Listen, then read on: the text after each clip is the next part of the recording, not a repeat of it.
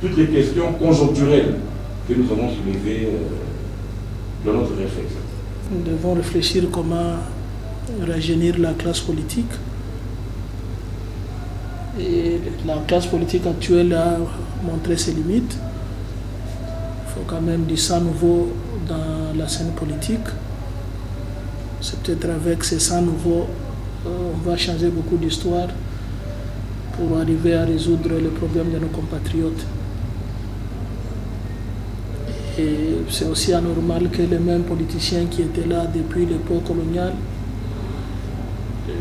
depuis les années 60, 70, 80, 90, continuent à œuvrer en politique comme s'il n'y a plus de jeunes, alors qu'aujourd'hui nous avons des jeunes intellectuels, des jeunes compétents, et consciencieux peut-être plus que les adultes, qui peuvent aider la République d'aller de l'avant.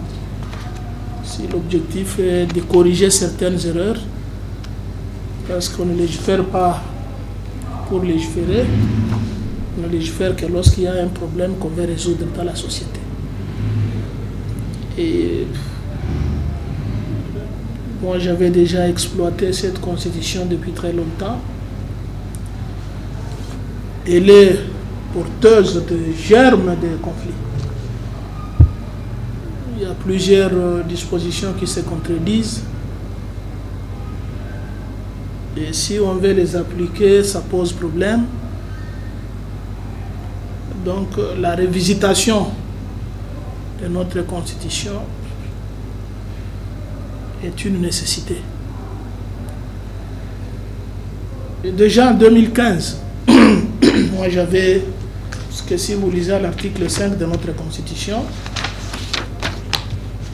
on nous dit que la souveraineté appartient au peuple congolais, peuple qui l'exerce directement ou indirectement, et pour permettre à ce que le peuple et les souverains primaires puissent exercer de ces pouvoirs-là, il y a deux mécanismes qui ont été mis en place. C'est les référendums et les élections. Et au même article, on a prévu que nous ayons deux lois, la loi électorale et la loi référendaire. Mais depuis 2006, nous n'avons jamais eu